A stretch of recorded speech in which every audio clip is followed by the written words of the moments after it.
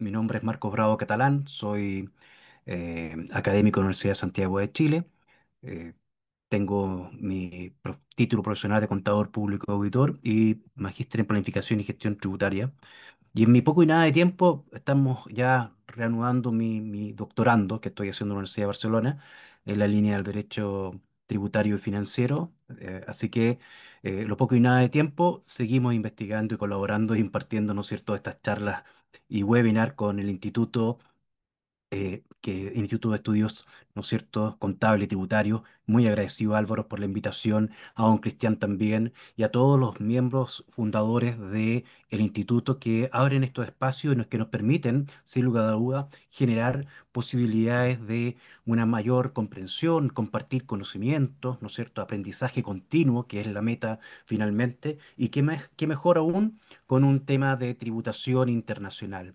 También les quiero dar la bienvenida a Marco Antonio Martínez, que es economista, es un experto en precio de transferencia. Él está en México, es nuestro partner también, y que le doy la bienvenida y ahora dejo los micrófonos también abiertos para que pueda ahí hacer su saludo antes de dar inicio formalmente del webinar que vamos a realizar el día de hoy sobre precio de transferencia y la reforma tributaria.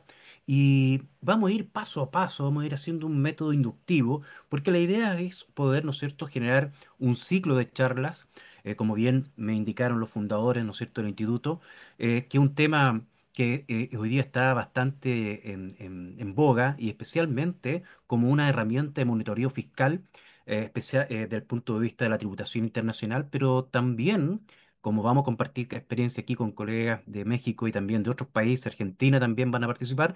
Es un tema de no solamente a nivel de tributación internacional, sino que también a nivel de tributación nacional. ¿Ya?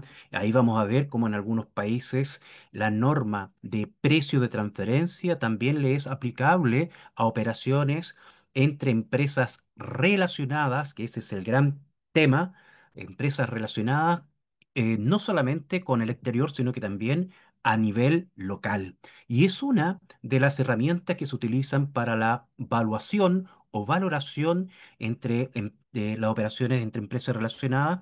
Y dentro de nuestra normativa, el artículo 64 del Código Tributario también hace una mención especial, ¿no es cierto?, con respecto a el concepto de valor de mercado. El valor de mercado es el principio rector de precio de transferencia, el principio fundamental para poder, ¿no es cierto?, comenzar a hablar sobre el tema de precio de transferencia, que viene siendo finalmente una norma antilusiva que corresponde a aplicar a aquellas empresas que son relacionadas. Y bueno, aquí vamos a empezar a hablar un poquito de este mundo de precio de transferencia, paso a paso, porque la verdad es que tiene bastante matices, es de amplio espectro, como denominamos. Es un tema de tributación internacional, es un tema que manejan generalmente economistas, ¿ya? ¿Por qué? Porque hay que demostrar también que las metodologías de precio de transferencias, que son finalmente las que miden y evalúan si las operaciones entre empresas relacionadas puedan estar generando algún detrimento o algún tipo de menoscabo a la base imponible. Esta base imponible que nosotros conocemos en Chile como base imponible de primera categoría, que es, ¿no es cierto?, la base imponible corporativa, del impuesto gravable a las sociedades, y que por la vía de los precios, por la vía, ¿no es cierto?, de las operaciones entre empresas relacionadas, puede existir la posibilidad, ¿no es cierto?, de que se pongan de acuerdo y mediante el mal uso, como denominamos nosotros el mundo del punto de vista, ¿no es cierto?, de la tributación internacional, el mal uso de estos precios. También vamos a darnos cuenta que no solamente es precio a precio, sino que también denominamos márgenes, que pueden ser márgenes brutos de rentabilidad o márgenes netos o operativos de rentabilidad que van midiendo finalmente el comportamiento que puede tener una empresa en relación a la industria, en relación a empresas que pueden ser comparables, pero que tienen una distinción. Siempre la búsqueda de este tipo de operaciones es buscar comparables que sean independientes, ¿ya? Venimos del mundo de el principio de plena competencia, venimos del mundo de operaciones entre empresas relacionadas y un mundo que más del dos tercios, ¿ya?, de la economía mundial se mueven entre en grupos de empresas multinacionales.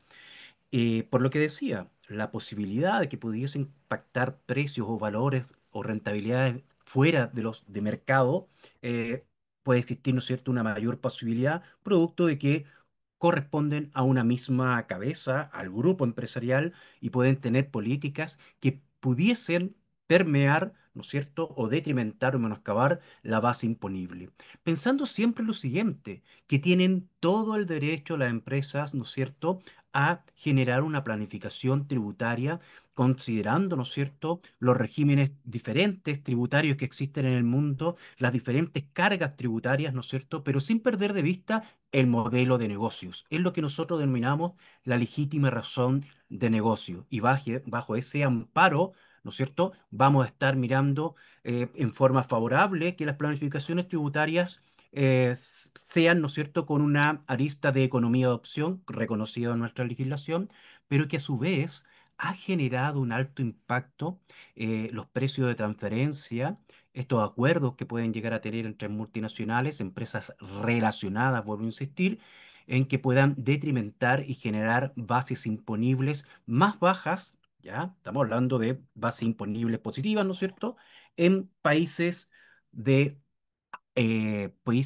baja tributación y generar costos más altos por la vía de los precios y la operación entre empresas relacionadas en países de más alta tributación. ¿Ah? Y dándose quizás un fenómeno de la utilización finalmente de paraísos tributarios, conocidos antes como paraísos tributarios, hoy día en nuestra legislación como regímenes preferencial fiscal. Entonces, para ir haciendo ya un contexto, los llevo a que esta problemática de los precios de transferencia corresponden específicamente a normativas que tienen en Chile, Argentina y prácticamente en muchos países del mundo, casi en su totalidad, como una normativa de cumplimiento. En nuestro país, en el artículo 41E de la Ley de Impuesto a la Renta, lo tiene contenido y que lo que busca es finalmente que las empresas relacionadas del grupo, sus precios, valores de mercado, valores de rentabilidad, ¿no es cierto?, estén bajo el principio de plena competencia y no estén generando, como vuelvo a decir, algún detrimento a la base imponible. Disminución de la base imponible entendemos, ¿no es cierto?, como corresponde a que vaya a tener una menor utilidad tributaria y bajo ese aspecto, las normas de precio de transferencia son normas internacionales. No solamente en que en Chile, como les comentaba, en muchos países del mundo, y especialmente que Chile adscrito a la OECD, que es la Organización de la Cooperación para el Desarrollo Económicos, ¿no es cierto?, que estamos participando ya como países miembros desde el año 2010. Tenemos que cumplir con uno de sus estándares internacionales, sus directrices y sugerencias de las guidelines o lineamientos de precio de transferencia. Por esa razón, en Chile han habido reformas tributarias desde el año 2000 en adelante. Chile nace en el año 1997, la primera normativa de precio de transferencia, pero era una normativa bastante laxa, no era completa, no hacía referencia a los lineamientos de precio de transferencia de la OCDE o de la ONU, no señalaba cuáles eran las metodologías de precio de transferencia que son reconocidas a nivel internacional. Entonces había muy una mala técnica legislativa en dicho artículo, que era el artículo 38 de la Ley de Impuesto a la Renta del año 1997. En el año 2012, producto que entramos a la OECD, tuvimos que reformular en el gobierno del expresidente Sebastián Piñera. Se efectuó la actualización, como dijimos, y se incorporó la normativa de precio de transferencia, como la conocemos hasta el día de hoy, con una última reforma efectuada hace poquito tiempo, en noviembre del año 2024. Así que cuando nosotros veamos a un grupo multinacional, puede ser que nosotros tengamos al final, ¿no es cierto?, de esta cadena en Chile, y sepamos que tenemos una relacionada, una casa matriz en Francia. Bueno, al momento de enterarnos nosotros que la filial chilena tiene algún vínculo, relación directa o indirectamente, debemos tener y contemplar mucho la norma de precio de transferencia. Se los hago ese hincapié porque la verdad es que en cada etapa que vamos a estar viendo de una operación internacional entre empresas relacionadas, se produce la problemática en cada uno de los países donde puede existir dicha vinculación. ¿Ok? Por eso aquí se hace un análisis no solamente de la perspectiva en Chile, sino que también se está haciendo el análisis de la contraparte. En una operación transfronteriza, internacional, vamos a tener presente dos, ¿no es cierto?, por partes, la filial, la casa matriz, y de parte de ellos tenemos que tener mucha claridad si revisten en primer lugar con una política de precio de transferencia y en segundo lugar los impactos que pueden provocar algunos ajustes en un país y que en el otro país, existiendo un convenio para evitar la doble imposición, se dan cuenta como ya están incorporando otro tema más adicional. Los convenios son relevantes para poder practicar ajustes correlativos, como se denominan, en un país y en el otro, para generar un ajuste del punto de vista de que el grupo empresarial tenga, ¿no es cierto?, una posición financiera o económica, ¿no es cierto?, ajustada. Esa es la idea de los ajustes correlativos que solamente existen y provienen en normativas tributarias locales o bien por los convenios para evitar la doble imposición. Entonces, no es tan simple llegar a, ¿no es cierto?, a ajustar en un país sin ver la repercusión en el otro país y que obviamente esto tiene repercusión a nivel financiero y económico en el grupo empresarial. Entonces, esta fotografía que vemos a continuación, donde aparece la sociedad matriz fabricante en Francia, una mayorista en Colombia y luego en los otros países, Argentina, Perú y Chile, que son los distribuidores locales. Esta es la figura que nosotros tenemos que tener muy presente cada vez que veamos el cumplimiento tributario de un grupo empresarial. Si esto lo miramos desde el punto de vista local, ¿pueden existir operaciones entre empresas relacionadas a nivel de Chile? Por supuesto que sí. ¿Ya? Conocemos los grupos multinacionales. La pregunta final es, ¿estarán sometidos también a la norma de precio de transferencia? Bueno, hasta el momento en nuestra legislación lo podemos consagrar en el artículo 64 del Código Tributario, en el cual está la facultad de tasar del Servicio de Impuestos Internos, que es la autoridad tributaria en Chile, en aquellas operaciones que pudiesen estar por sobre o por debajo del valor de mercado, que esa fue la última modificación que se efectuó en el artículo 64, que hace remitir, ¿no es cierto?, al principio de plena competencia, al, a los que conceptos de precios de transferencia, sin lugar a duda, y que en ese sentido, por supuesto que, de acuerdo a la experiencia que hemos tenido en Servicio de Impuestos Internos hace aproximadamente 8 o 9 años, que ha ido aplicando algunas metodologías de precio de transferencia, el artículo 41E, en operaciones de grupos empresariales locales. ¿Ya? Entonces, ojo, atención, cuando señalan de que esto solo es una normativa de tributación internacional, cuidado, ya se están efectuando, ¿no es cierto?, tasaciones o valuaciones por parte de la unidad de valuación y precio de transferencia del Servicio de Impuestos Internos con respecto a operaciones locales. Entonces, no podemos estar ajenos a esta normativa local, pero sin lugar a dudas, como lo he comentado, es una normativa a nivel global. Las autoridades tributarias siempre van a estar mirando este tema de precio de transferencia. ¿Por qué? Porque obviamente significa un detrimento de la recaudación fiscal cuando existen algunos problemas de ilusión o evasión fiscal. La OCDE ha entendido y lo ha dicho, ¿no es cierto?, que los precios de transferencia corresponden a aquellos precios a los cuales una empresa transfiere bienes tangibles o intangibles o presta servicios a empresas vinculadas.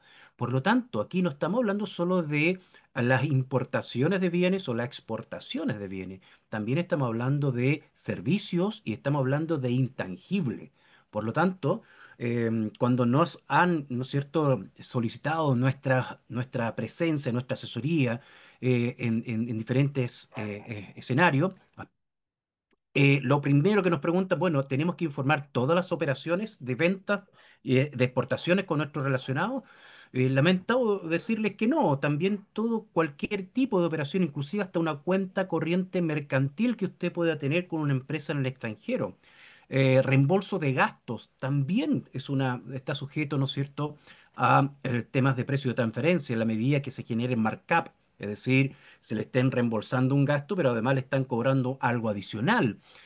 También es presencia en cualquier tipo de servicios, comisiones, ¿para qué decir los créditos y préstamos que aparecen de repente desapercibidos y dicen, bueno, como yo no tengo una operación de más de 500 millones de dólares, no lo informo? Cuidado, hay que sumar todas las operaciones para las pymes. Para las pymes en nuestro país, la sumatoria de todas las operaciones entre empresas relacionadas, si superan los 500 millones de pesos, deben informar. Bueno, esos son pequeños matices que es lo que quiero ir profundizando lentamente con ustedes, que existe una norma, sin lugar a dudas, antielusiva para las empresas, ¿no es cierto?, relacionadas o partes relacionadas.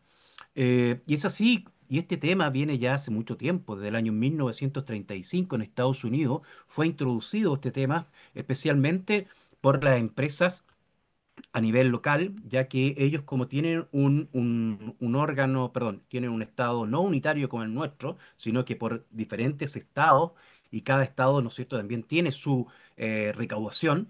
Las planificaciones de tributarias bajo esos esquemas que se efectuaban en aquellos tiempos y que siguen, ¿no es cierto?, hoy en día, eran más a nivel local en los Estados Unidos de América.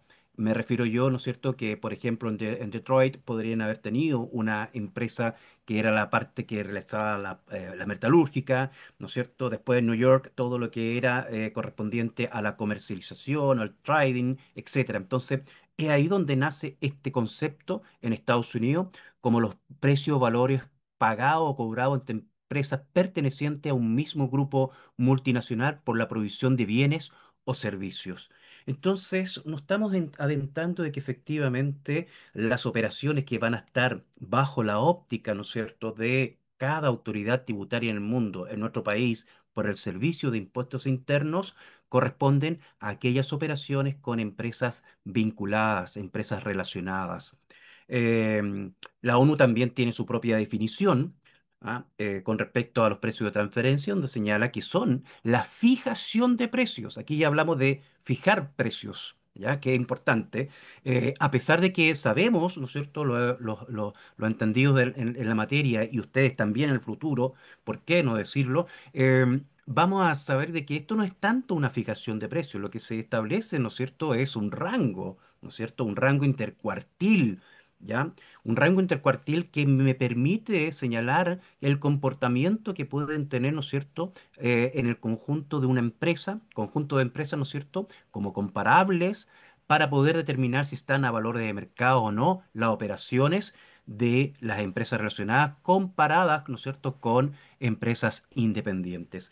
Entonces, el concepto de fijación de precio entre empresas relacionadas, y en este caso asociadas, señala, ¿no es cierto?, la ONU, que implica la transferencia de propiedad o servicios, y estas operaciones también se conocen como vinculadas. Entonces, finalmente, en nuestra legislación, importante señalarlo, en Chile se denominan empresas relacionadas, pero no perder de vista que también se entiende como vinculadas, y en otros escenarios a nivel internacional, bajo el modelo OCDE, el artículo noveno señala empresas asociadas. Así que poco a poco vamos a ir introduciéndonos, ¿no es cierto?, en el mundo de precio de transferencia y también considerando algunas definiciones nuevas y también, ¿por qué no decir?, los conceptos que nos van a empezar a sonar un poquito más recurrente por el tema, ¿no es cierto?, que ya he señalado al principio, que precio de transferencia está siendo una herramienta fundamental para el monitoreo del riesgo fiscal de los grupos empresariales. Finalmente, podemos decir que los precios de transferencia se deben entender como el precio pactado en transacciones realizadas entre compañías vinculadas, relacionadas, ¿no es cierto?, asociadas, en la que se transfieren bienes tangibles e intangibles, o bien también servicios que pueden ser o no diferentes a los que hubieran pactado con partes independientes. Y aquí es donde nace la necesidad de estar efectuando análisis funcionales y análisis de comparabilidad para poder buscar, ¿no es cierto?, un comparable independiente que me permita decir que los precios, valores, ¿no es cierto?, o rentabilidades de mercado impliquen claramente, ¿no es cierto?, estar dentro de los principios de plena competencia. ¿Ok? No sé si hay alguna pregunta en este minuto, como estamos entrando a una introducción, ¿no es cierto?, de los precios de transferencia. Si queda alguna duda, por favor, los invito a que podamos ir conversando y pronto invitaré también a mi colega, ¿no es cierto?, a mi colega de México, a Marco Antonio, y también a unos colegas de Argentina que están acá con nosotros. Estoy mirando aquí en el chat si hay alguna pregunta, consulta.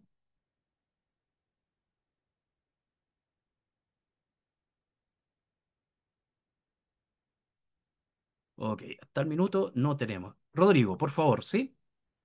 Sí, mucho Pido una gusto. manito. Mucho Sí, sí, gusto. mucho gusto, don Marcos.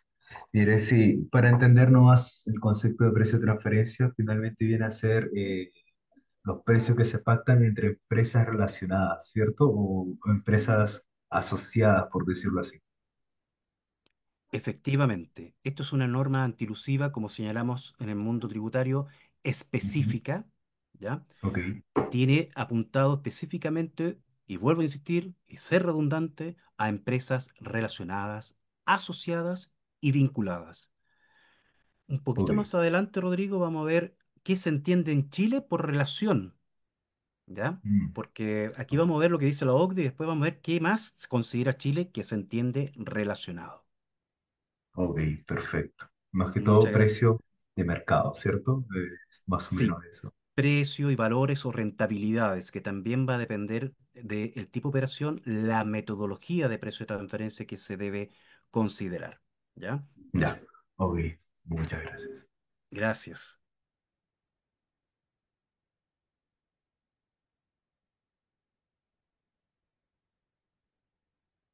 Ok, entonces, el objetivo de precio de transferencia, como lo hemos comentado, es proteger la base gravable de las diferentes jurisdicciones fiscales. Esa es de la óptica, si lo miramos, ¿no es cierto?, de la administración tributaria.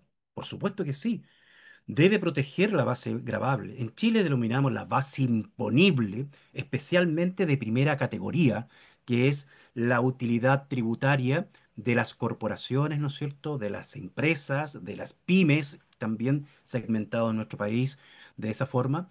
Y esa base imponible es la que deben cuidar, ¿no es cierto?, tanto las administraciones tributarias como también trabajo para los contribuyentes. Por supuesto que sí. El contribuyente debe dar cumplimiento, ¿no es cierto?, con respecto a la parte no solo financiera, sino que también tributaria, el compliance tributario como también el compliance, ¿no es cierto?, financiero. Por lo tanto, el principio de plena competencia, que viene siendo el principio rector en precio de transferencia, lo que busca, ¿no es cierto?, son reglas que permitan, ¿no es cierto?, pactar con un vinculado utilizando los mismos términos o condiciones que se hubiesen usado con un independiente, ¿no es cierto?, que permita finalmente no distorsionar la estructura de ingresos y costos. ¿Ok? Y ese es el principio de plena competencia. ¿Eso qué nos lleva? Nos lleva también a el concepto de empresas asociadas de acuerdo al modelo OCDE de los convenios para evitar la doble imposición, que en este caso está contenido en el artículo noveno, donde dice y señala que se entenderá como empresa asociada la que participa directa o indirectamente en la dirección, en el control y en el capital de una empresa. Entonces es importante ver cómo esta definición no parte solo con el que yo participo, ¿no es cierto?, en el capital, sino que también en la dirección, en la toma de decisión. o si tengo el control, ¿no es cierto?, de una sociedad.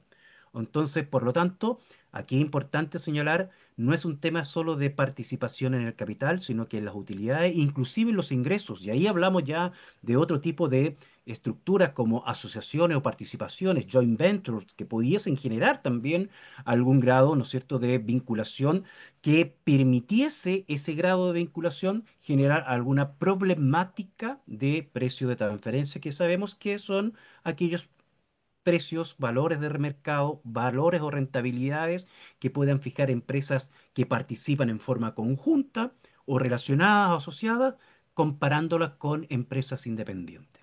Entonces, atención ahí. Y importante señalar que las empresas asociadas se entienden cuando participan, ¿no es cierto?, en la dirección y control del capital y las mismas personas participan en la dirección, el control y en el capital de ambos. Inclusive uno podría entrar a pensar en en la relación que tiene, ¿no es cierto?, o las normas de relación que tiene la ley de sociedad anónima, donde se habla de la participación de los directores en una sociedad o en otra, sin necesidad que participen en el capital.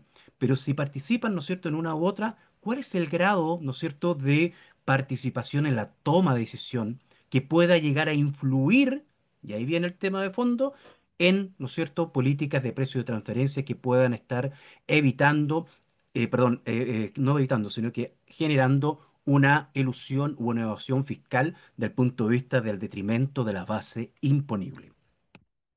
Y es así como un ejemplo que después les voy a compartir a esta PPT a todos los que han participado acá en el webinar y del instituto.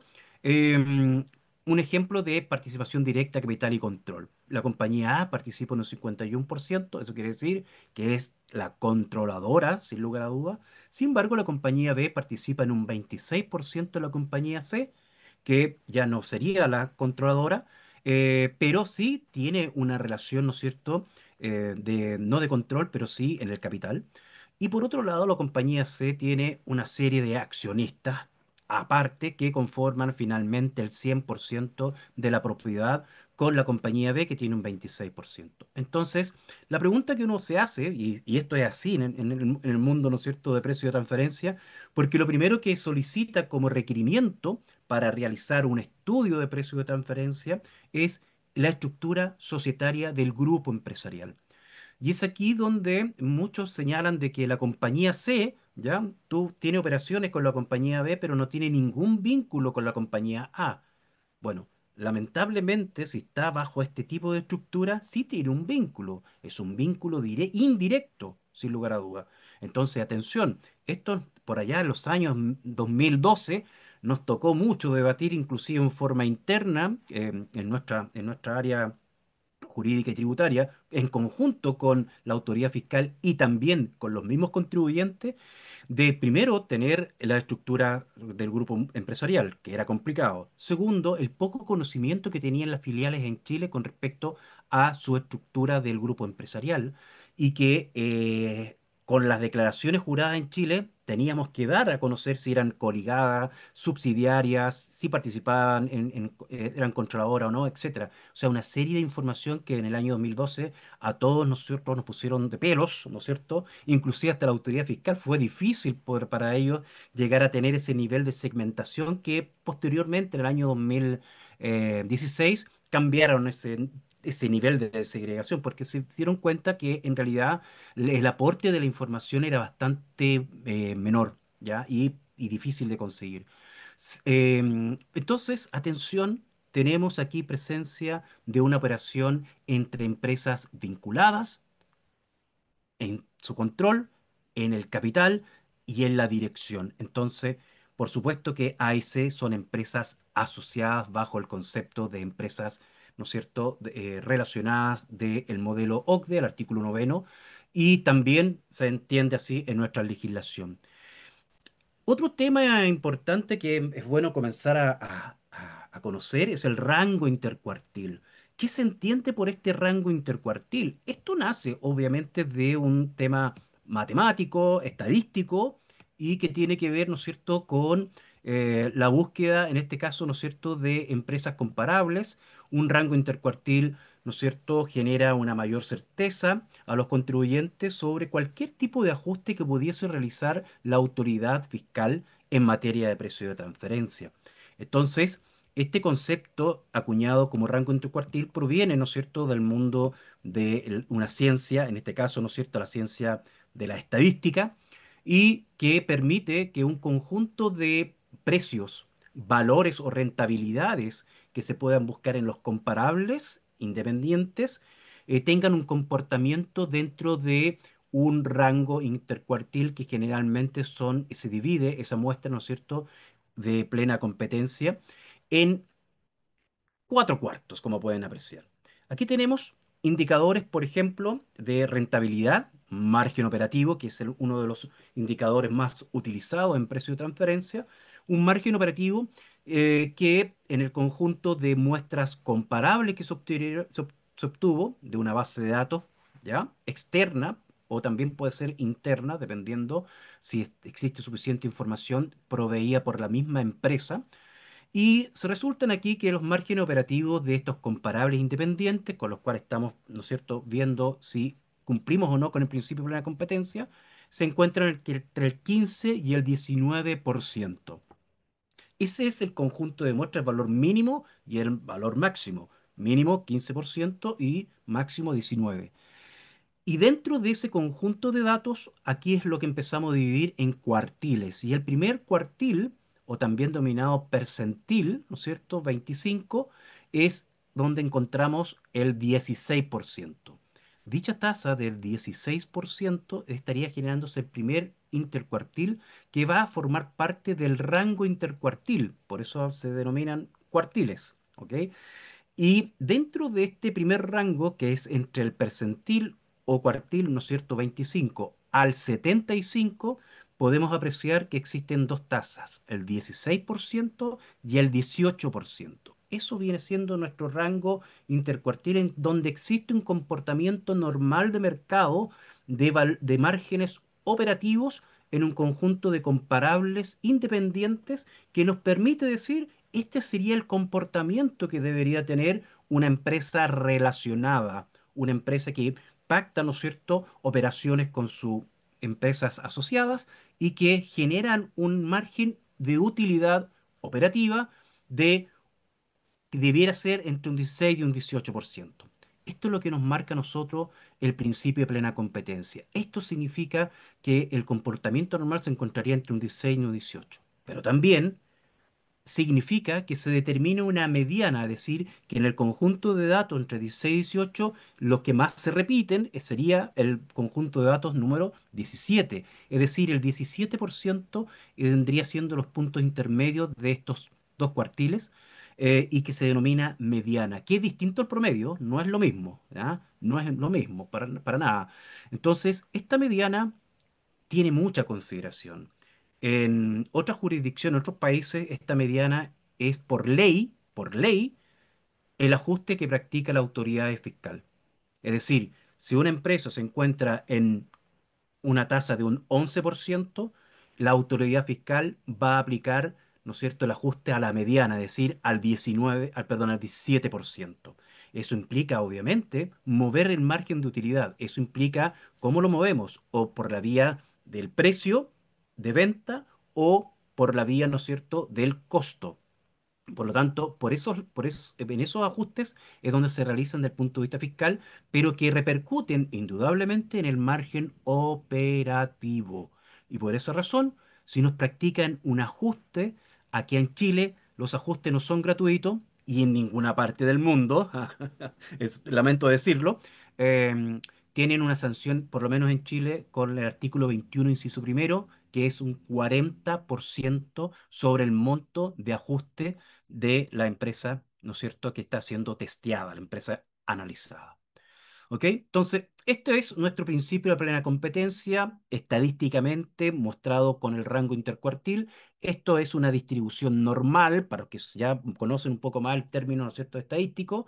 Esa es ¿no es cierto?, la curva de Gauss, que se conoce, ¿no es cierto?, la distribución normal, y es así se determina el principio de plena competencia estadísticamente con este rango intercuartil. ¿Ok? Por lo tanto, los que no estén dentro de este rango intercuartil, eh, cuidado, atención, pueden ser ajustes que le va a practicar la autoridad fiscal. ¿Ok? No sé si hay alguna consulta o duda, porque este es el gran principio de plena competencia y siempre vamos a estar comparando nuestros precios, ¿no es cierto? O perdón, valores de mercado, las tasas de interés, ojo, atención, los financiamientos se miden por la tasa de interés, ¿no es cierto?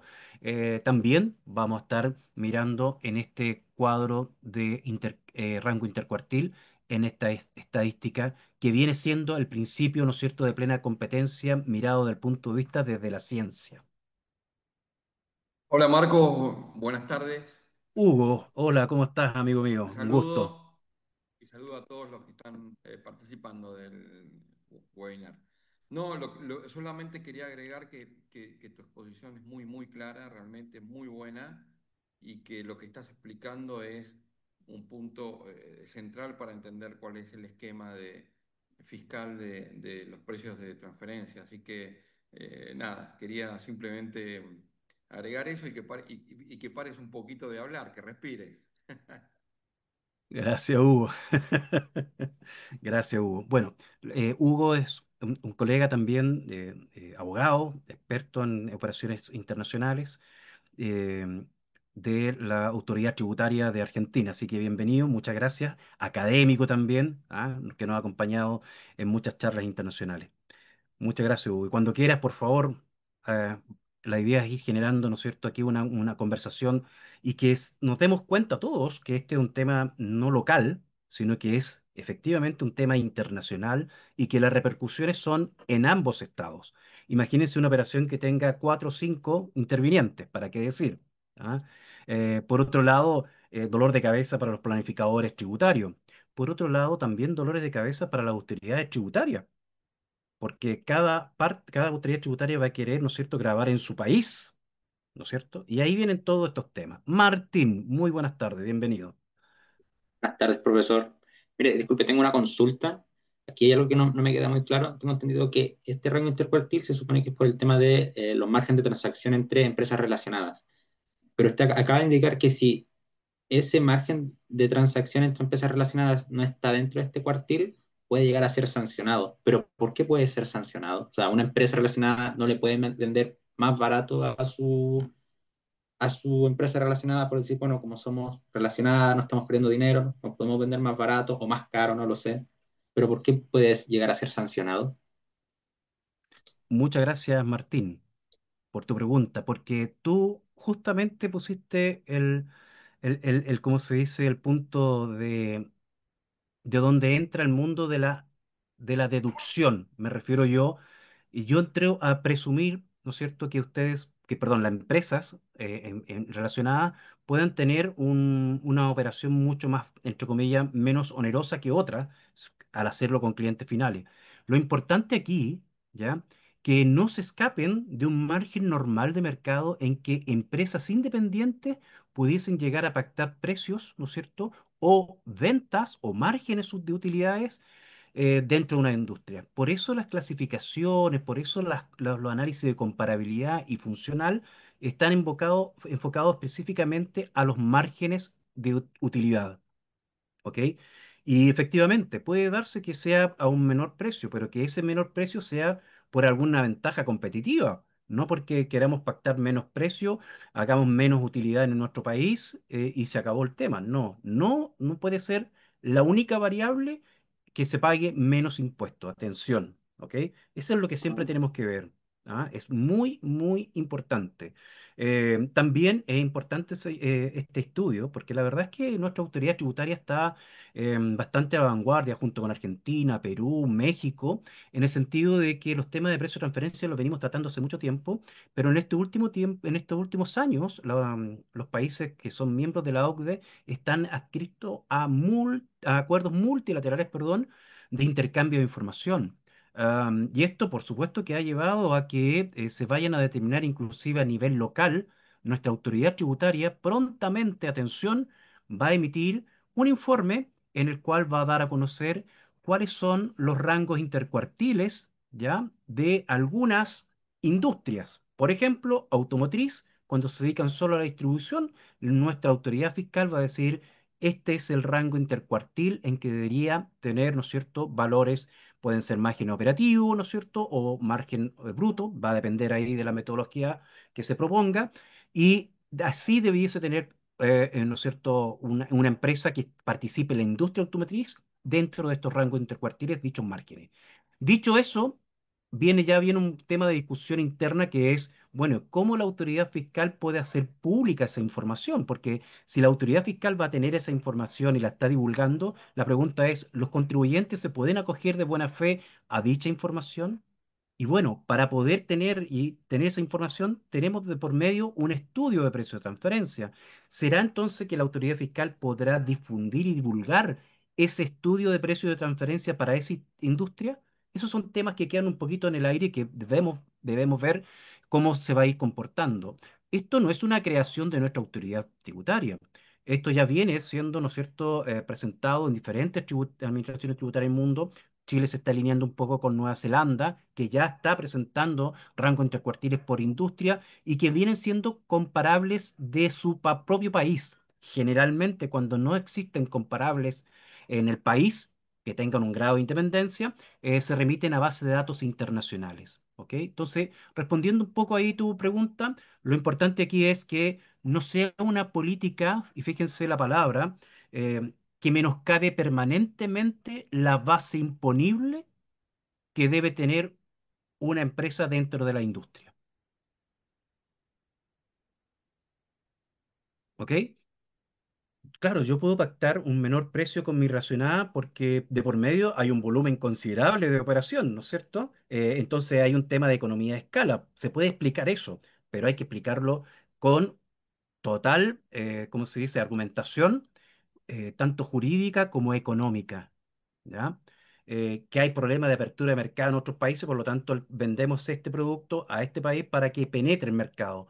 Por lo tanto, el precio puede ser, ¿no es cierto?, sin generar dumping, puede ser un valor menor a lo que está pactando, pero que no sea una política permanente de que las empresas relacionadas, sin ningún tipo de condición diferente a una operación independiente, me esté generando un detrimento a la base imponible. ¿Ok? Muchas gracias por tu pregunta. No sé, Martín me parece que era. Sí, profesor, muchísimas gracias.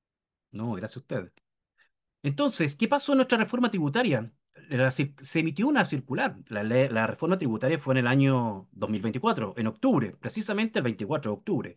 Y el 30 de enero de este año, el Servicio de Impuestos Internos, dentro de sus facultades que tiene, que le otorga la ley, de interpretar y dar instrucciones, ¿no es cierto?, a los funcionarios del Servicio de Impuestos Internos, emitió la circular número 10 del 30 de enero, donde da a conocer las modificaciones de la ley 21.713 en impuesto a la renta. En ese contexto estamos.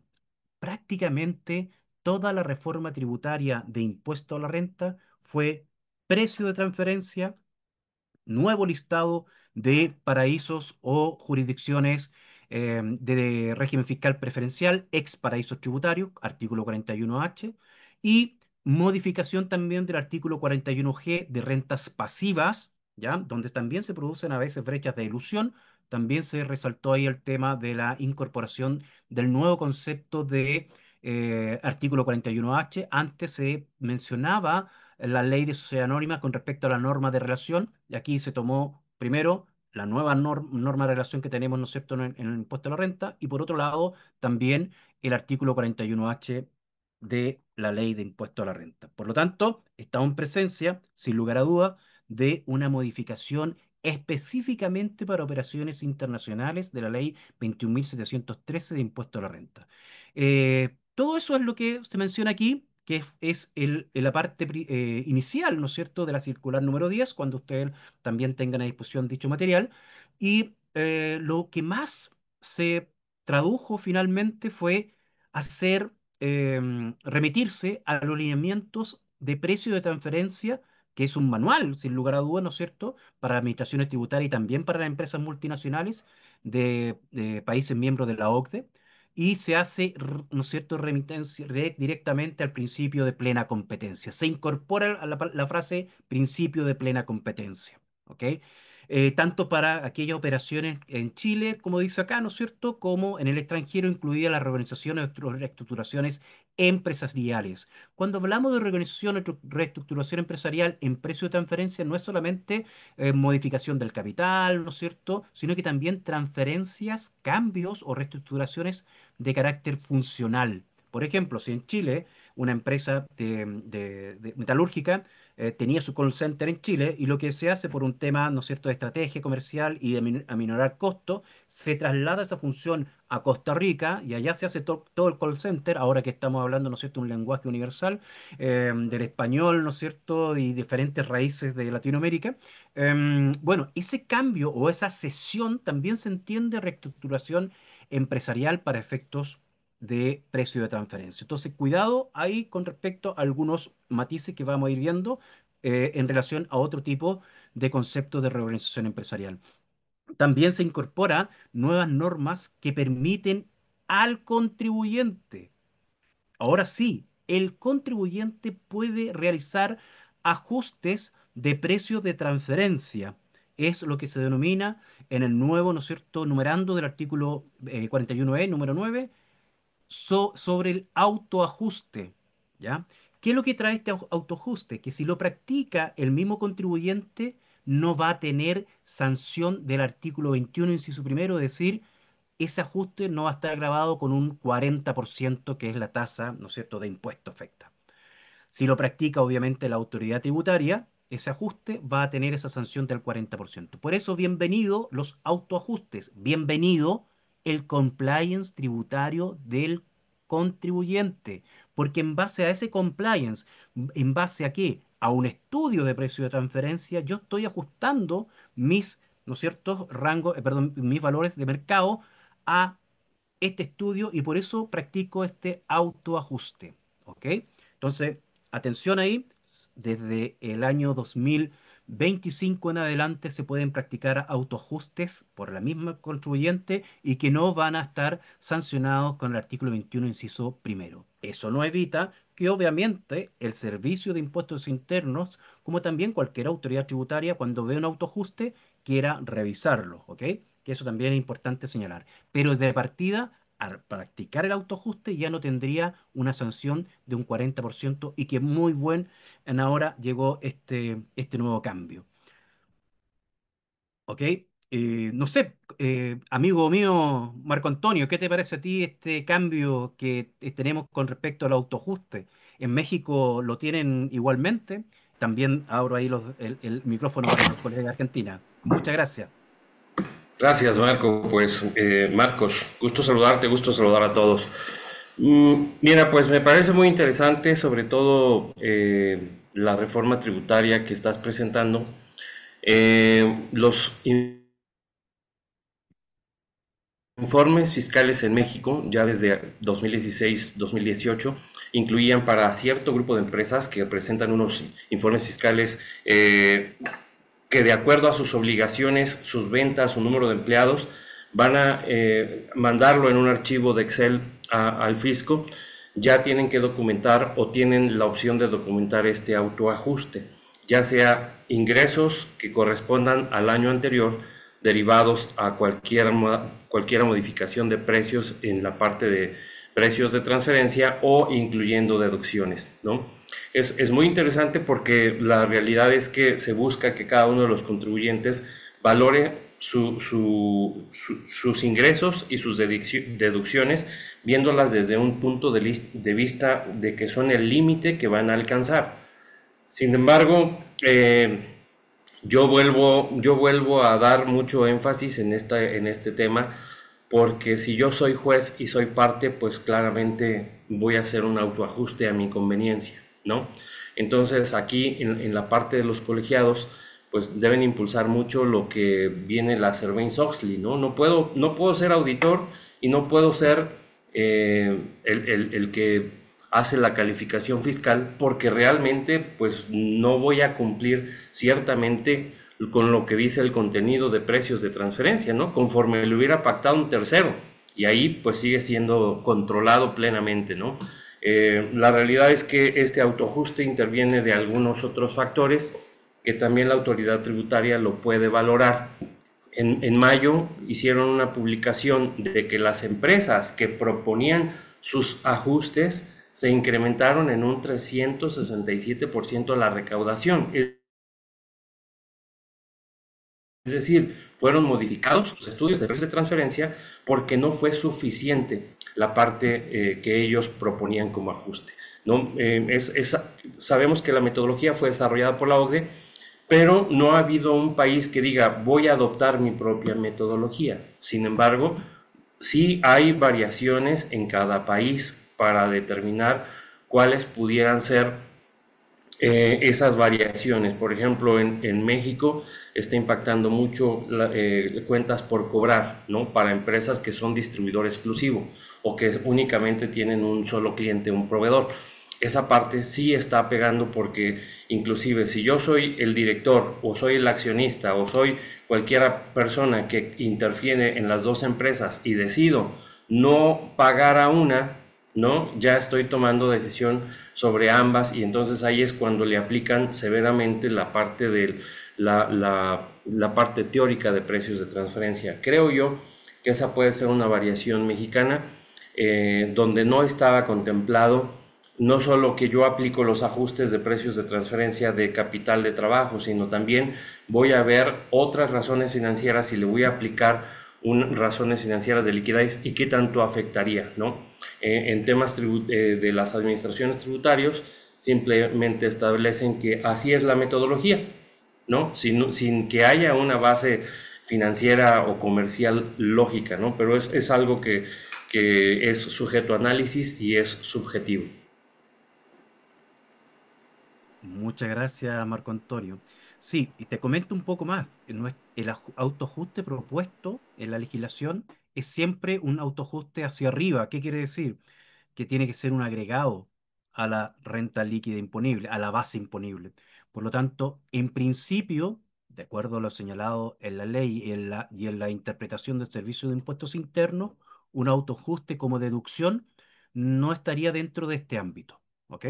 También hay que tenerlo muy en cuenta y hay que estar ponderando. Pero qué interesante lo que señalas tú, Marco Antonio, que también se pueden efectuar ajustes, ¿no es cierto? Y es lo que uno diría, lo normal también. Si yo hago ajuste hacia arriba, también debería practicar autoajuste hacia abajo. Entonces, muchas de las empresas hoy día esos autoajustes lo van generando en forma proactiva cuando tienen un debido cumplimiento, cuando tienen un monitoreo como los transmitimos nosotros, desde el punto de vista de la asesoría, un monitoreo fiscal de precio de transferencia en forma activa y proactiva, ¿ah? No después de un año ver qué pasó, ¿no es cierto? Si estamos por sobre o por debajo. Entonces, es interesante ese punto que señalas tú, Marco Antonio, que en otros países también se puede aplicar la deducción.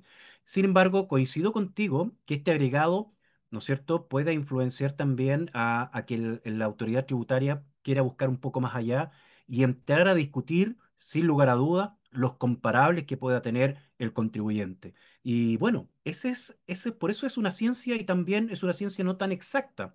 Va a depender también de ciertos atributos y análisis funcional, que yo creo que ahí es donde siempre estamos un poquito al debe, que el análisis funcional, ¿qué es lo que busca? Que empresas similares, ojalá en un nivel, el número de trabajadores, el mismo nivel del número de trabajadores, que tenga las mismas funciones que realiza la empresa, que eso serían nuestros comparables, que en general a veces hemos visto en algunos estudios que carecen de dicha rigurosidad y que buscamos y encontramos, ¿no es cierto?, comparables que no se asimilan mucho, comparables que en una empresa, por ejemplo, que se esté analizando tenga 110 empleados, un comparable sea una empresa que tenga más de 20.000 empleados, que realiza más de 5 funciones de las que solamente se dedica la empresa acá en Chile en distribución de vehículos, por ejemplo. Entonces, ahí yo creo que es importante hincar el diente en mejorar estos análisis de carácter funcional para que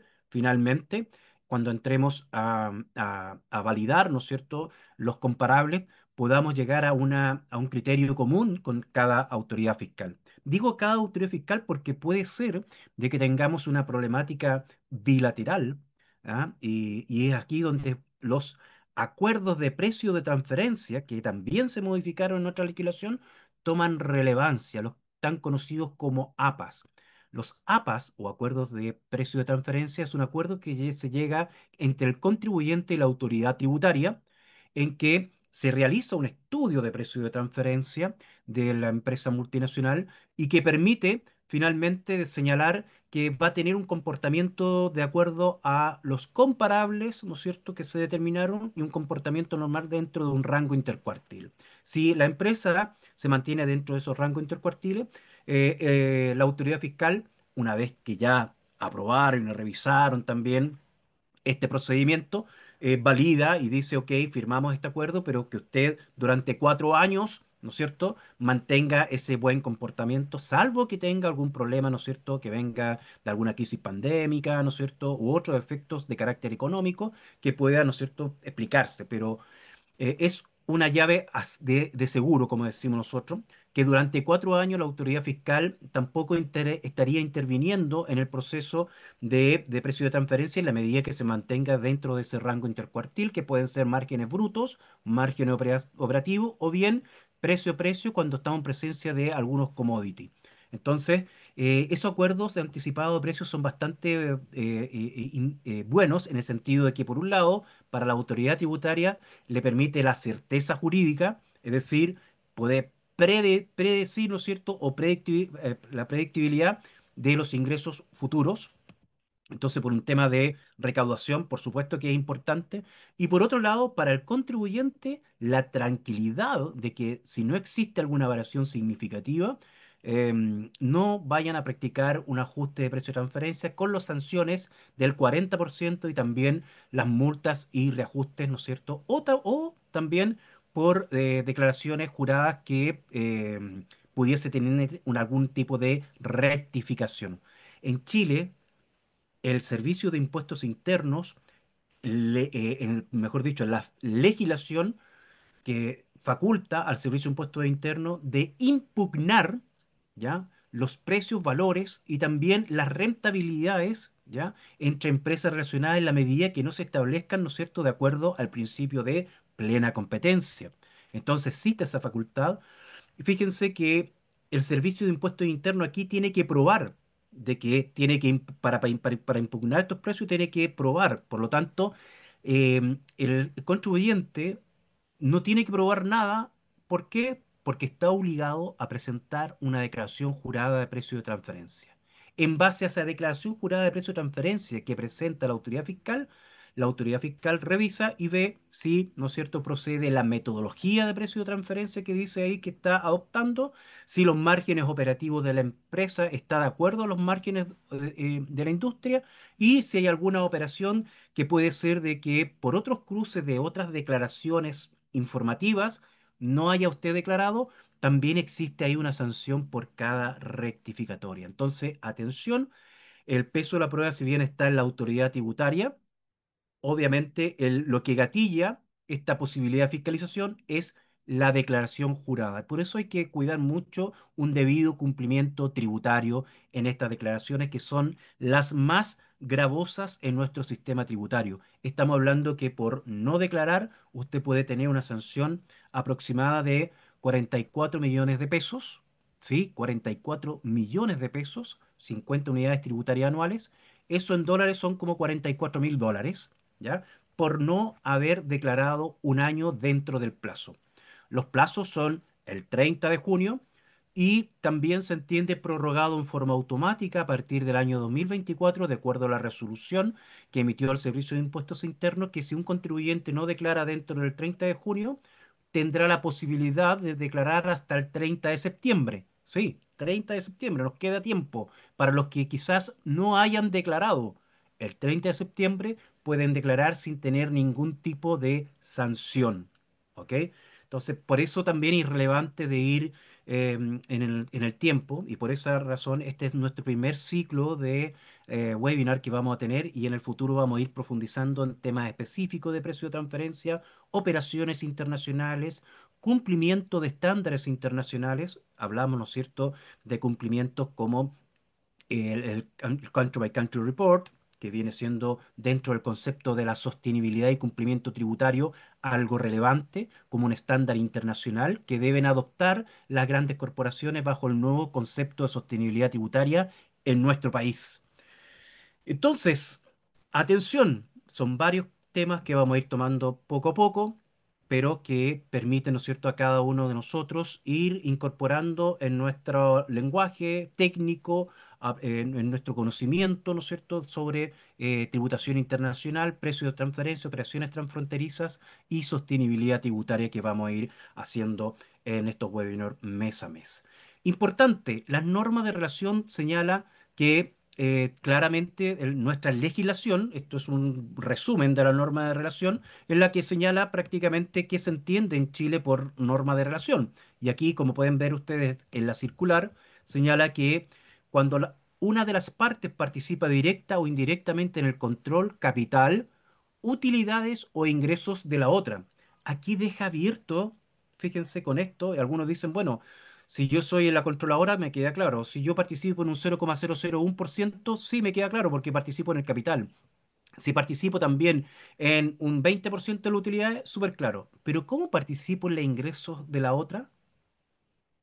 Ahí está el gran tema de fondo donde abre esta, digo yo, caja de Pandora que permite que pueden haber situaciones como la que comentó Marco Antonio, de operaciones conjuntas o, bien, o mejor dicho, ¿no es cierto?, que no estando vinculadas a ninguna de las partes pueden ejercer, ¿no es cierto?, una acción económica que implique ser el único proveedor o el único cliente y que de esa forma se pueda, ¿no es cierto?, que se conoce como operaciones exclusivas, se pueda reconocer ahí una participación en los ingresos vía algún tipo de comisión, ¿no es cierto?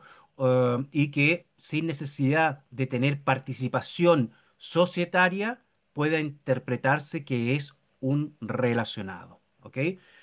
También se entienden como relacionados las agencias, las sucursales, establecimientos permanentes que pueda tener en Chile o al revés, ¿no es cierto?, en el extranjero, nuestro país, la empresa de nuestro país, como también cuando no exista una relación directa o indirecta, que es el caso, ¿no es cierto?, de aquellas partes, ¿no es cierto?, relacionadas que se entiende de el artículo 41H de la Ley de la Renta, es decir, empresas que estén por el solo hecho domiciliadas, por ejemplo, en Puerto Rico, El Salvador, ¿ya? Y usted haber importado algún producto o haber pagado un servicio, tiene que informar, porque están considerados dentro del artículo 41H de la Ley de la Renta como un país o régimen o jurisdicción de preferencia fiscal. Y automáticamente nace la norma de relación, sin hacer ningún tipo de prueba contraria, solo por el hecho de tener una operación con una empresa que esté domiciliada en dicho país o jurisdicción. Atención, así en el año 2018 el Servicio de Impuestos Internos notificó a varias empresas con un correo llamándolos, ¿ya?, a preparar sus declaraciones juradas de precio de transferencia. ¿Por qué? Porque al comparar otras declaraciones juradas se dieron cuenta que habían pagos de impuesto adicional, por ejemplo, en los servicios. Y como debe informar en una declaración jurada 1946 sobre impuesto adicional, ahí se especifica el nombre del proveedor y el país de residencia. Y entonces por ese lado vincularon algunas prestaciones de servicio que se realizaban con paraísos, perdón, con países y jurisdicciones de régimen fiscal preferencial. ¿Ok? Atención entonces a revisar este listado, porque a lo mejor estamos importando de Vietnam y no sabíamos que teníamos que declarar por el solo hecho de hacer una importación desde Vietnam.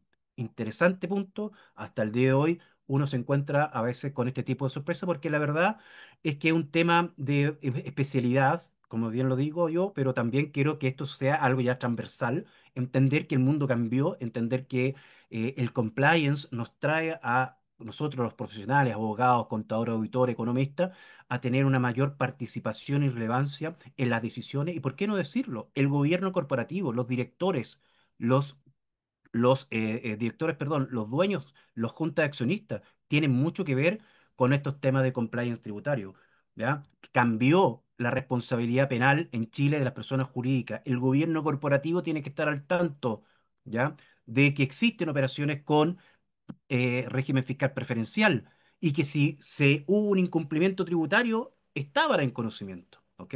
Por eso todo esto cambió y atención, lo vamos a ver en un próximo webinar, cómo la autoridad fiscal ya está monitoreando el cumplimiento de de la gobernanza, en este caso, ¿no es cierto?, de los directorios con respecto al compliance. ¿Ya? La declaración 1913 es un llamado a atención de que sí se están monitoreando a las empresas o grandes empresas, grandes contribuyentes con este tema de la participación del gobierno corporativo en las decisiones tributarias o al menos en el conocimiento de algunas prácticas tributarias.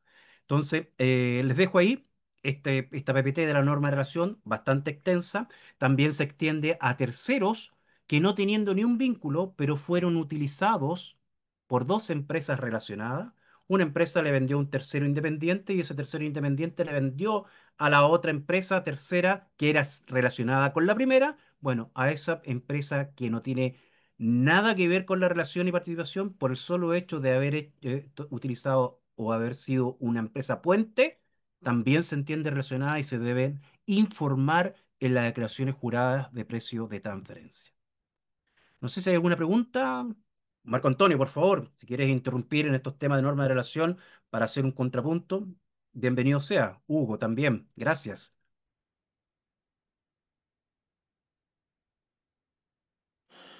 Sí, Marcos. Bueno, mira, quiero compartirles. Vamos a, vamos a ver, este norma de relación tiene mucha controversia en todos los países. Si soy realmente parte vinculada o no soy parte vinculada.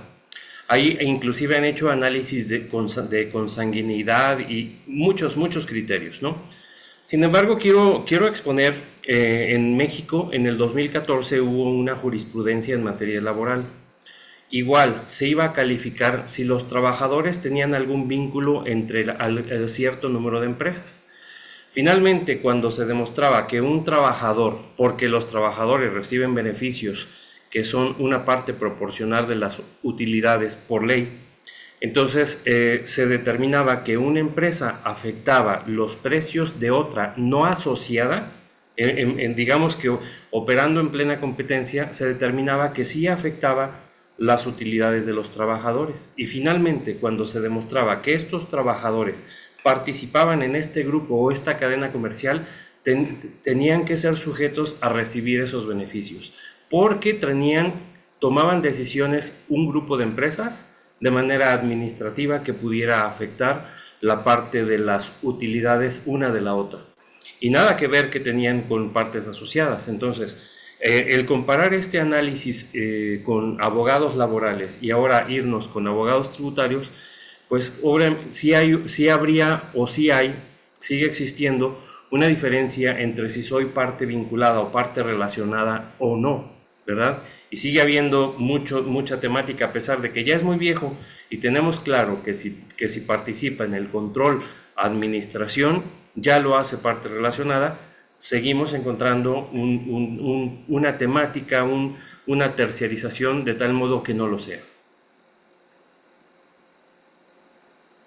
Muchas gracias, Marco Antonio. Mira, qué interesante. Esto, claro, esto puede llegar, ¿no es cierto?, a estos trabajadores que pueden tener una participación acá en Chile, igual que en otros países del mundo, que puedan percibir inclusive un stock option, es decir, perciben utilidades de la empresa vía acciones. Y la verdad es que sí, el tema no sabemos hasta qué punto llega a ser de límite el tema de las normas de relación. En nuestra legislación se incorporó el lazo consanguíneo de la norma de relación también, hasta el segundo parentesco. Así que la verdad es que esto es un tema a debatir y que va a traer mucho, sin lugar a dudas, mucho tiempo. Mayalín, ¿tiene levantadita la mano ahí? Sí, Sí, Mayalín. buenas tardes, profesor. Se Hola, buenas agradece la tardes. charla, muy interesante. Ha sido de mucho aprendizaje también. En especial este tema de la norma de relación, que a veces, claro, uno lo ve del tema desde la perspectiva financiera y son varios los detallitos, así que se agradece. Yo quiero, de alguna forma, que si puede referirse un poco más a lo que son las operaciones entre cuenta corriente mercantil, que no me queda claro en el aspecto de que ¿Se consideran todas? ¿Todas se deben informar? ¿Se deben informar solamente aquellas que tienen un beneficio, ya sea porque se cobra un interés o algo así? O cómo uno también puede de alguna forma discriminar qué operaciones se informan, qué operaciones no se informan. Eso sí, si puede referirse un poquito más, con más detalle en eso, por favor. Muchas gracias por la pregunta, Mayerlin. Mayerlin, sé que pronuncia así, Sí, disculpe. Mayerlin o Maggi Ok, también. ok, Mayelin. Em, y la cuenta corriente mercantil, que es una, ¿no es cierto?, normativa que tenemos en nuestro acto de comercio, en nuestra legislación interna en nuestro país. En otros países no existe un reconocimiento similar. Sí, la cuenta corriente mercantil en esencia lo que corresponde es una operación entre empresas, es decir, entre comerciantes, así lo señala, ¿no es cierto?, nuestro código de comercio y que no se trata de algún tipo de deuda, ¿ya? Ni se trata de un monto de crédito de dinero, ni nada por el estilo, sino que estaríamos en presencia de operaciones entre comerciantes que pueden ser en dinero o en especie y que en un momento se deben liquidar. Liquidar significa que si yo tengo un saldo a favor o en contra, ¿no es cierto?, debo dejar saldada aquella situación. Y ese vínculo de cuenta corriente mercantil no es asimilable, ¿no es cierto?, a un crédito de dinero, no es préstamo, por lo tanto, no está afecto a impuesto de timbre y estampilla. Eso en primer lugar, para darle la connotación a nivel local de lo que se entiende por cuenta corriente mercantil. ¿Ok? Cuando hablamos de lo que es, lo que debe contener son, pueden ser transferencias de fondos y también en especies, dinero en efectivo en especies, y pueden ser especies del giro o no, ¿ok? Generalmente se entiende de que cuando se está saldando o se está liquidando esto es porque hay un pago, ¿ok?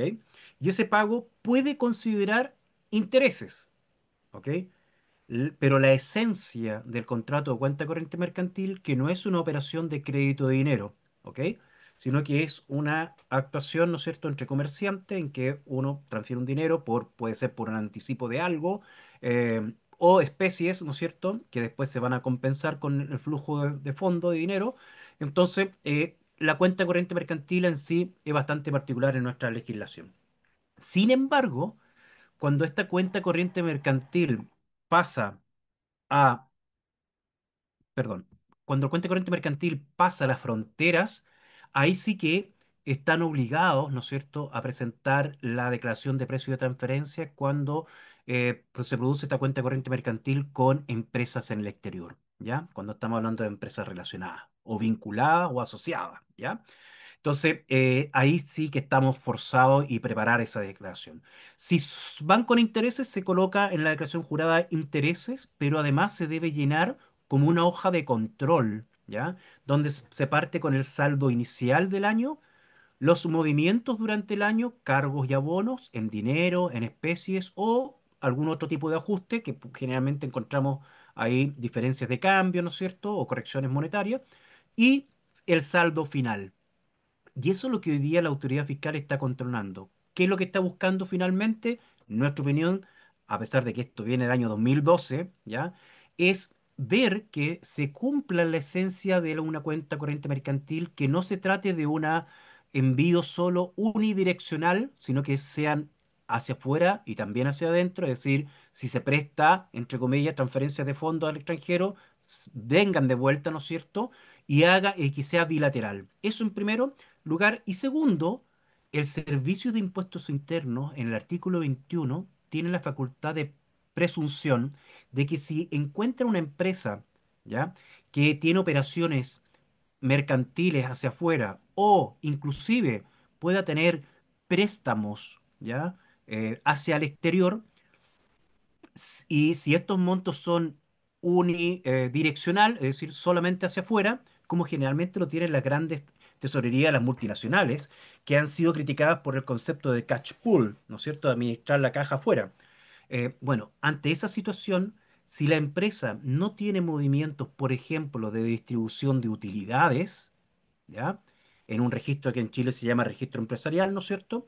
Si detecta que en ese no ha existido durante un cierto periodo de tiempo, o la política de dividendo, importante, vuelvo a insistir, gobierno corporativo. Toda empresa debe tener una política de dividendo o una política de distribución de utilidades, y eso sí, si es una sociedad de personas que permita presumir a la autoridad fiscal de que si durante, por ejemplo, 8 o 10 años no se ha distribuido utilidades, pero sí existen operaciones con la casa matriz hacia afuera bajo el vínculo de una cuenta corriente mercantil o bien un préstamo, un mutuo, se puede presumir que hay un retiro encubierto, al momento en que solamente tenga una sola dirección, es decir, solo se envía dinero al exterior a dicha casa matriz. Entonces, cuidado, hay límites que hoy día existe en nuestra normativa, pero que parece a veces no la tomamos en consideración, como también algunos gastos, y eso me gustaría ahí detenerme, algunos gastos con empresas relacionadas que en nuestra legislación solamente van a ser deducibles cuando se haya pagado el impuesto adicional, se haya remesado, se haya pagado y se puede ser deducible a la base imponible primera categoría. Esa normativa está desde el año 2015. Así que cuidado, atención, que a veces se nos olvida. Y esa normativa obviamente es una de carácter antilusiva específica para aquellas empresas relacionadas que hayan, ¿no es cierto?, pagado, o mejor dicho, recibido facturas por gastos, pero que durante el año no fueron pagadas. Bueno, no van a poder ser deducidas durante el año fiscal. ¿Ok? Entonces, eso también quería decir que todo esto va apuntando, ¿no es cierto?, a este gran principio de plena competencia. Todo va apuntando al compliance tributario. Precio de transferencia tiene que ver mucho con operaciones transfronterizas, operaciones no solamente entre empresas relacionadas, sino también aplicación de impuesto adicional y de convenios para evitar la doble imposición. ¿Ok? Y esto es para ir terminando, ¿no es cierto? Y por favor, Marco Antonio, si tienes algo que agregar, bienvenido sea, con respecto a estos matices que estamos conversando. ¿Qué es lo que entendemos como el principio de plena competencia para ir ya dejando un granito de arena ahí y la sensibilidad de cómo ir viendo y analizar nuestro estado financiero con grupos empresariales o con partes vinculadas? Marco Antonio. Marcos, muchas gracias. Bueno, mira, quiero plantearte algo y dejarlo tarea para todos sobre el principio de plena competencia. Y esto es una práctica que realizan muchos grupos nacionales o multinacionales en la parte en la parte operativa. Puede ser de manera estratégica o puede ser de manera natural a sus operaciones, ¿no? Vamos a plantear el caso de un activo fijo. El activo fijo que deja de ser utilizado por una empresa y es adquirido por la otra. Y yo quiero respetar también el principio de plena competencia. Entonces, puede ser que tome como referencia un mercado un precio que yo encuentre en internet, ¿no? Y tal vez en un periodo corto de tiempo decía ya no dar esa maquinaria y era regresarla o comercializarla a otra empresa de grupo. Puede ser en territorio nacional o el extranjero. La pregunta es, entonces, ¿se vendió en condiciones de plena competencia o se intentó vender en condiciones de plena competencia? Ahora, ¿cuál sería el criterio tributario en el sentido de ver cuántas veces puedo depreciar ese activo? ¿Sí me explico? O sea, no va a ser tanto el principio de plena competencia el máximo el máximo criterio que va a determinar si estamos actuando de manera correcta o no, sino también puede haber otros factores o circunstancias que pudieran determinar la valoración y validez de esa operación de acuerdo a sus circunstancias. Eso también va a analizar la parte de precios de transferencia, ¿no?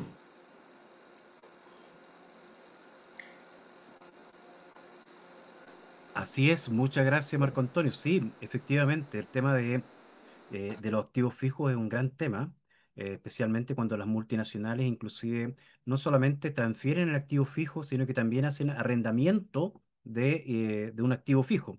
Entonces, claro, el tema de la determinación del precio, ¿no es cierto?, es es llevado obviamente con una indexación de depreciación, de deterioro, ¿ya? Sin entrar en una mayor explicación. Y eso puede implicar una deducción que se pueda estar realizando en dos estados y algunos pueden tomar de que la depreciación residual es la que se debería continuar, pero si hacemos una mejora, ¿no es cierto?, podemos aumentar la vida útil acá en nuestro país, ¿no es cierto? Y eso va a significar que la depreciación puede volver a deducirse. ¿Hasta cuánto sería esa deducción de depreciación? ¿Hasta que siga teniendo una vida útil el equipo? ¿O cómo machamos, ¿no es cierto? ¿O cómo validamos, ¿no es cierto?, el grado de depreciación si no le hemos agregado ningún tipo de valor o vida útil o mejora extraordinaria que permita tener una mayor valorización? La doble deducción de depreciaciones también ha sido un gran tema. Y por ahí, obviamente, va también la problemática de la valoración que hay en activos inmovilizados, en activos fijos en una maquinaria, por ejemplo, compañías mineras, ¿ah? Que pueda estar siendo ocupada, ¿no es cierto?, una holding en un país y luego la transfieren a otro país. Obviamente el precio de compra original va a ser mucho más caro que una que ya está utilizada. Sin embargo, igualmente el precio de valoración va a depender muchísimo, ¿no es cierto?, en mi opinión, de un análisis un poquito más profundo y a veces quedamos cortos con el tema de el precio de plena competencia. Porque también puede estar bastante depreciado. ¿Ah? Hemos encontrado de repente ahí algunas maquinarias que llegan solamente a dormir acá en Chile.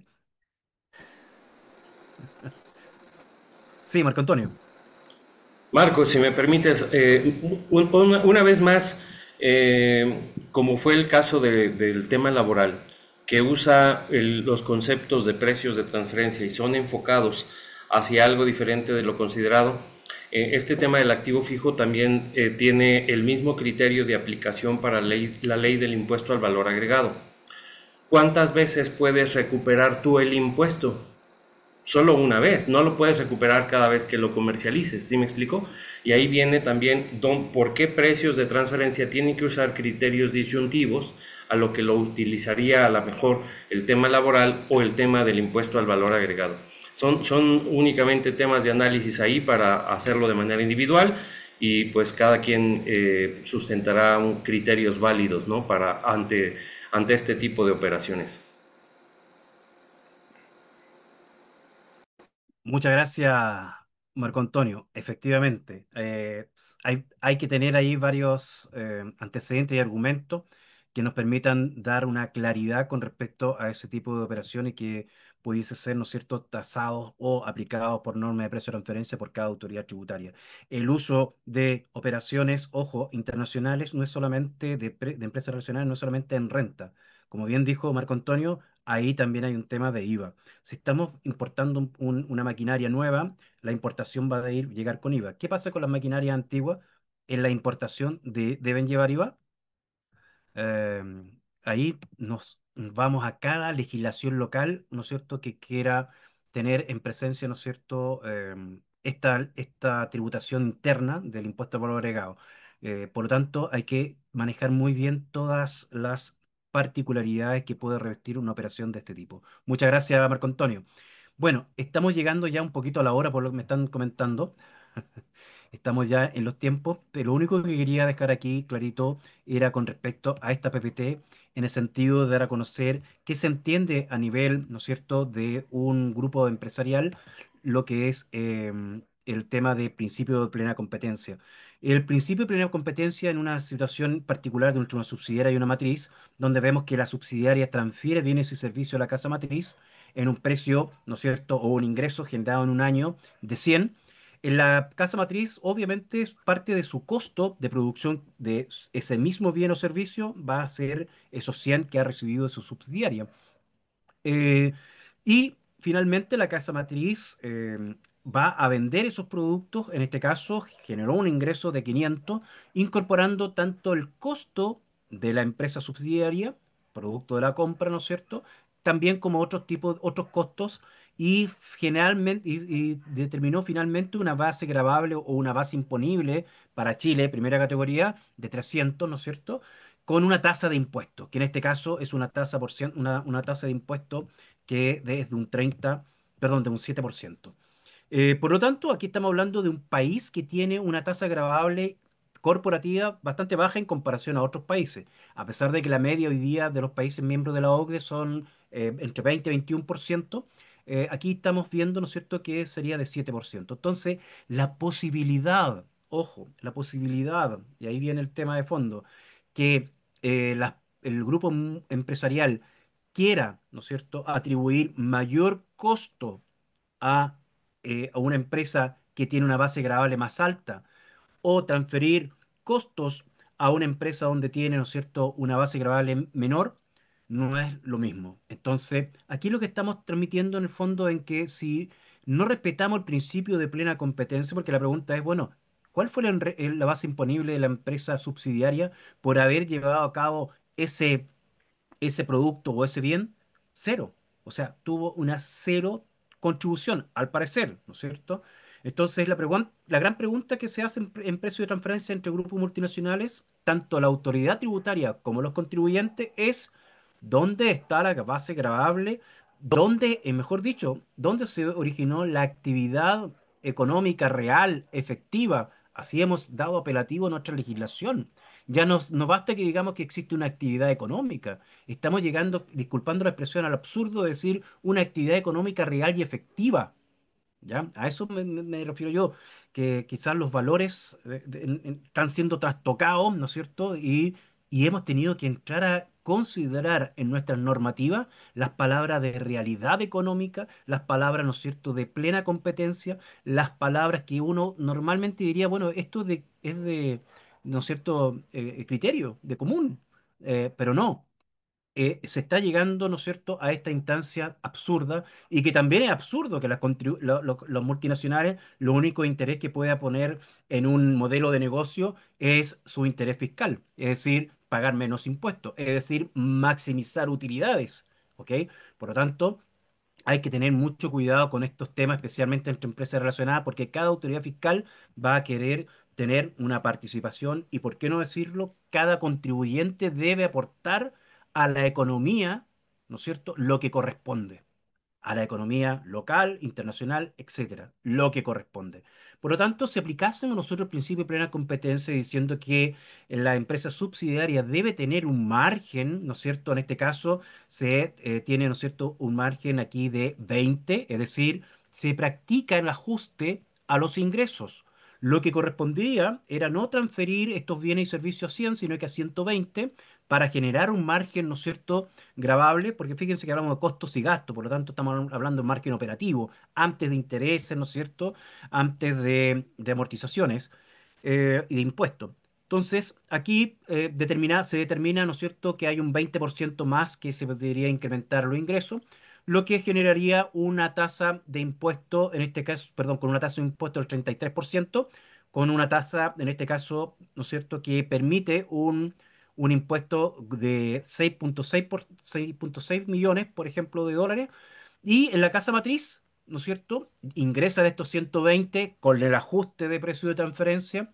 Aparte de esto, ¿no es cierto?, la subsidiaria debería tener una sanción si es que no practique el autoajuste, sino que lo practique la autoridad fiscal. Por lo tanto, esos 120 obviamente van a tener, esos 20 que se ajustaron, va a tener una sanción en nuestro caso en Chile de un 40%, es decir, de esos 20, 8 van directamente a recaudación fiscal. Y vemos cómo esta base imponible la casa matriz llega a 280, generando un impuesto final de 19,6.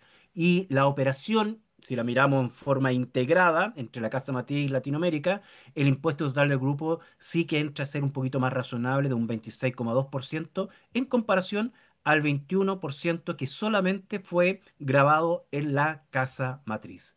Eso es lo que quería comentar en esta primera charla del primer ciclo que estamos realizando sobre precio de transferencia, operaciones internacionales y también el compliance y sostenibilidad tributaria que viene muy de la mano en próximas webinars que vamos a realizar sobre declaraciones juradas. Las sanciones en declaraciones juradas son gravísimas, ya lo comentamos, y también lo vamos a ver en los próximos ciclos. Desde ya los dejo invitados a algunos cursos que se van a efectuar en el futuro, cursos y también diplomados de tributación internacional de precio de transferencias también para aquellos personas que quieran, ¿no es cierto?, especializarse y profundizar aún más en los cursos que vamos a dictar en IST. Así que muchas gracias. Dejo abiertos los micrófonos unos minutos si es que hay alguna consulta, alguna pregunta para ir cerrando. Te agradezco, Marco Antonio, por favor. Si quieres ir cerrando. Solo para agradecerte, Marcos, y agradecer a todos su presencia. Y bueno, pues hay criterios a analizar, ¿no? Para futuras ocasiones, ver qué es lo que dictan otra parte de las legislaciones, por ejemplo, la laboral, la ley de impuestos sobre la renta, digo, la ley del valor agregado, para ver cómo se contraponen con los criterios que en determinado momento podríamos estar utilizando en precios de transferencia. Muchas gracias a ti, Marco Antonio, por tu participación y esperamos seguir adelante con otros webinars. Y también Marco Antonio participaría, ¿no es cierto?, como uno de los relatores de estos diplomados internacionales junto a Hugo, que estuvimos viendo también, y a otros colegas de Brasil y Colombia. Así que muchísimas gracias. Gracias a Rodrigo por tu participación, a Mayelín, Mario, y todos los que están presentes. Agradecimientos Muchas eternos también gracias. a, a Álvaro y a Cristian López Adasme de IESET, que nos han abierto estas puertas para poder seguir compartiendo con todos ustedes. Marcos, muchas gracias igualmente. ¿Te puedo hacer una consulta relacionada a esto? Sí, por supuesto, ¿Sí? para ir Ya. cerrando. Sí, Sí, como para ir cerrando, claro. En gracias, conclusión, Rodrigo. finalmente vimos el tema de la plena competencia, ¿cierto? Que hay que tener un compliance tributario, finalmente, que ahora podemos también asignar nosotros nuestro propio esquema o análisis de precio de transferencia, ¿cierto? Ujú. Evaluando nuestro valor mercado y todo. Y lo que de repente me genera un poco duda, de repente es la relación directa o indirecta que se genera, que puede ser el socio mismo que tenga, sea participante de la sociedad de un país A un país B, en persona natural, ya existe una relación indirecta en este sentido, ¿cierto? Es como la confirmación. Y lo otro, no, pero dale, respóndeme, por favor. Sí, es importante ver que las relaciones pueden ser, lo que dice la OCDE, directa o indirecta. En nuestra normativa se extiende más allá todavía a paraísos tributarios, también a lazos consanguíneos y también a terceros que pueden utilizarse como en estricto chileno, palo blanco. Es decir, no agregan ningún tipo de valor, lo único que están haciendo es evitar que la empresa A y la B tengan una operación interrelacionada para evitar, ¿no es cierto?, normas antilusivas como precio de transferencia. ¿Ok? En el caso que planteas tú, sí, hay que llegar hasta el beneficiario final, ¿ya? Hay algunos que me dicen que no, no es tan así, pero bueno, la pregunta es, bueno, si tenemos un beneficiario final, persona natural, que participa en la empresa A y B en forma directa, pero el empresario, esa persona, ¿no es cierto?, física, natural, participa en la empresa doble L y Z, la pregunta es, si hay operaciones entre A, B y L y Z, ¿se entenderían relacionados? Mi percepción, y creo que coincidió que quizás con Marco Antonio, y depende mucho también de la legislación de cada país, es que sí, tienen relación o pueden tener, ahí viene el concepto, ¿no es cierto?, que utilizamos mucho, influencia significativa en la toma de decisión, ¿ya? Son otros temas más que antes, en el año 2012 hasta el año 2000. Estoy tratando de recordar si fue 13 o 14, existía como norma de relación la actuación conjunta, el único proveedor o el único cliente, que un director, ¿no es cierto?, pueda estar participando en la toma de decisión en cualquiera de las empresas sin necesidad de tener capital. Entonces, la verdad es que hay que tener con mucho cuidado, mirar muy bien la legislación local y por eso la idea es que obviamente en estos cursos vamos a tener contrapuntos con colegas de Argentina, con colegas de Perú, con México, con Marco Antonio, para ir viendo el grado, ¿no es cierto?, de predictibilidad y también comportamiento que pueden haber en una situación de normas de relación, ¿ok? Compatibilidad y cuál es más gravosa en una o en otro estado. Ah, perfecto, comprendo. Ya, ahí muy claro todo. Y la última pregunta, el tema de acreditar ese gasto o reconocerlo para rebajar la base imponible. ¿Tengo que pagar este caso, el impuesto requerido, ¿cierto? Por por el reconocimiento del gasto que yo incurrí. Si hay un gasto, ¿ya? Esto está en la norma del artículo 59 de la ley de la renta. Si hay un gasto, ¿ya? Entre empresas relacionadas, y si dicho gasto durante el año fiscal, el año comercial, no fue pagado, ese gasto, por ser una operación entre empresas relacionadas, no es deducible. Es decir, no se rebaja como gasto. Deberíamos agregarlo a la renta líquida imponible. ¿Ok? Comprendo. Ok. Ahora, ¿cuándo va a ser gasto? Cuando se remese el pago, ¿no es cierto? Especialmente esto específicamente en los servicios, ¿ya? O los intereses también, ¿ah? Porque tenemos intereses devengados, pero tienen que ser intereses pagados, ¿ok? También hay que tener cuidado ahí y es ahí donde se remite al impuesto a la renta, a la base imponible de primera categoría. Solamente van a ser deducibles a medida que sean pagados, que esté declarado en el formulario 50 el impuesto adicional, si es que aplica, porque si hay convenio puede ser que tenga una tasa rebajada o bien no se aplique, ¿no es cierto? Y declarado en el formulario 19, 46, perdón, 1846 que corresponde a las prestaciones de servicio al exterior que están afecto a impuesto adicional. Todos esos requisitos deben estar cumplidos para poder someter a un gasto deducible dichas operaciones con relacionados. Perfecto. Ya, son checklists, hay que cumplir para poder Exactamente. deducirlo. Ok, Es pero no se importante lo que considera. acabas, es lo importante que acabas de Ok, decir. Todo esto, todas las clases, o todas las sesiones vamos a ir haciendo un checklist, vamos a ir haciendo un monitoreo. ¿Mm? genial, Esa es la idea. genial, genial. Esto Gracias. incurre. Sí, bueno, ahí. Muchas gracias. Sí, gracias, gracias. No, gracias a ustedes. Ah, esto siempre ocurre, ojo, con empresas relacionadas con el exterior. Si son locales, ahí no se aplica esa normativa, ¿vale? Sí, Ok, sí, eso justamente me leyó la pregunta. sí, Muchas gracias. sí. No, por nada. Ok, muchísimas gracias, Marco Antonio, nuevamente, muy agradecido. Y a cada uno de ustedes y a los fundadores de IST por este espacio. Dejo dejo ahí mis datos, vamos a compartir la PPT y mi corazón con ustedes y que tengan un muy buen cierre de día y buen fin de semana. Que estén muy bien.